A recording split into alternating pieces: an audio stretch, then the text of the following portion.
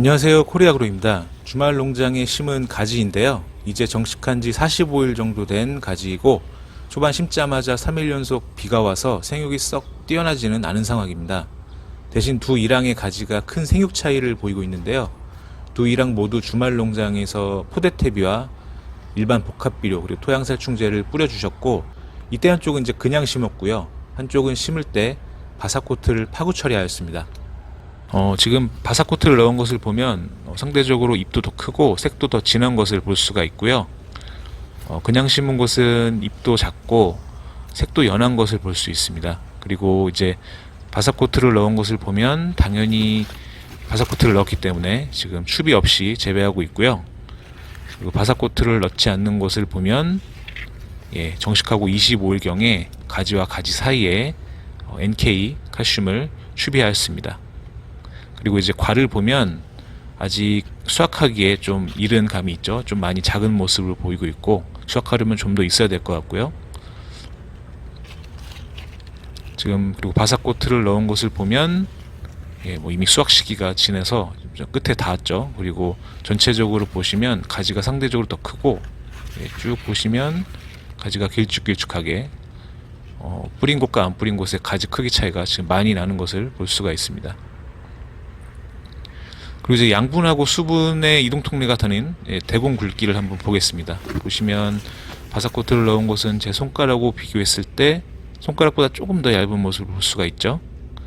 그리고 이제 바사코트를 처리하지 않은 곳을 보면은요, 한번 비교해 보면 제 손가락보다 많이 얇은 모습을 볼 수 있습니다. 이 대공이 두꺼워야 뿌리도 더 그만큼 잘 뻗고 생육이 더 좋다라고 볼 수가 있는 것을 나타내는 건데, 생육 차이가 많이 나는 것을 볼 수가 있습니다. 전체적으로 생육 차이가 진짜 많이 나는 것 같아요. 보시면 잎색이나 잎 크기, 그 다음에 지금 보시면 바사코트를 넣지 않는 곳은 딱 한눈에 봐도 꽃이 많이 오지가 않았어요. 근데 바사코트를 넣은 곳은 딱 보셔도 꽃이 굉장히 많이 왔죠. 그리고 꽃도 많이 오고 화방도 굉장히 크게 잘 빠졌습니다. 그래서 열매가 커질 수밖에 없을 것 같고요.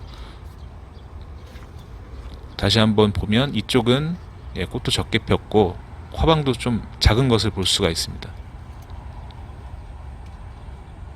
저희 구독자분이나 이미 바사코트를 사용하신 분들은 잘 알고 계시겠지만 아직 모르는 분들이 많이 계셔서 다시 한번 바사코트를 간단하게 설명을 드리면요.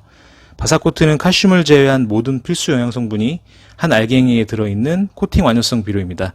즉 모든 필수 영양성분을 꾸준하게 공급할 수 있다는 의미고요. 바사코트는 상당히 여러 가지 방법으로 사용이 가능한데 이 비용적으로도 적게 들고 효과가 좋은 파구 처리를 많이 하고 계십니다. 다시 한번 설명을 드리면 이제 모종을 심기 전에 바사코트를 넣고요. 모종을 바로 심지 마시고 흙을 덮어주거나 흙과 바사코트를 섞어줍니다. 흙을 덮지 않고 그냥 심는 경우도 사실 많은데요. 흙을 덮어주시는 게 더 초기 생육에 좋고요. 그리고 아무래도 뿌리 밑에 바로 비료를 넣어주시는 것이기 때문에 안정상에도 더 유리합니다. 귀찮으시더라도 바사코트를 파구 처리하시면 흙을 꼭 덮어주시기 바랍니다. 그리고 나서 모종을 심고 흙을 채워서 마무리해 주시면 되는데요. 그러면 이제 바사코트를 파구 처리하는 게 왜 방금 보신 가지처럼 생육 차이가 많이 나는 것일까요? 우선 바사코트는 연작이나 척박한 토양 그리고 계속되는 강우 등으로 양분 공급이 불량하거나 양분 보유력이 떨어지는 곳에 효과적으로 사용할 수 있는데요. 우선 파구 처리는 뿌리 바로 밑에 비료를 시비하기 때문에 식물이 매우 빠르게 양분을 충분히 흡수할 수 있어서 초기부터 빠른 생육을 보여주고요. 또한 인산, 미락요소는 근권이 충분히 형성되지 않으면 흡수하기가 쉽지 않은 성분들입니다. 대부분 인산은 구용성으로 뿌리가 산을 방출해서 녹여 먹어야 하고요. 대부분의 미락요소는 토양산도가 적정 수치인 6.5부터는 토양에 강하게 흡착되어서 흡수하기가 쉽지 않습니다. 그런데 바사코트는 코팅 안에서 바로 수용성 인산과 킬레이트 처리된 미락요소를 바로 공급하기 때문에 초기 뿌리도 더 잘 성장하고 절간도 더 짧게 유지하는 데 도움이 되고요. 방금 가지에서 보신 것처럼 미락요소가 잘 공급되면서 꽃도 더 많이 피는 것을 볼 수 있습니다. 그리고 양분의 손실을 최소화하고 양분 이용률을 극대화시키기 때문에 노지고추 같은 경우에는 추비 생략이 가능하고요.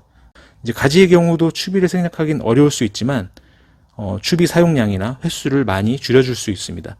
물론 이 추비 생략의 경우는 오해하시면 안 되는 게 바사코트가 6개월 동안 양분이 공급되는 건 맞는데 이제 기본적으로 바사코트 사용량이 많지 않기 때문에 양질의 퇴비를 사용하시거나 엔텍처럼 완효성 비료를 사용하는 등 이제 밑거름도 신경을 잘 써주셔야 추비를 생략하거나 절감해서 재배할 수 있습니다.